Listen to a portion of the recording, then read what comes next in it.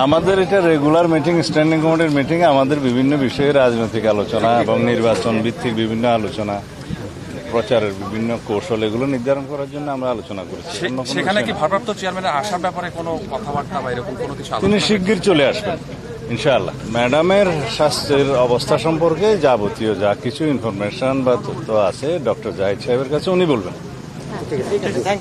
সব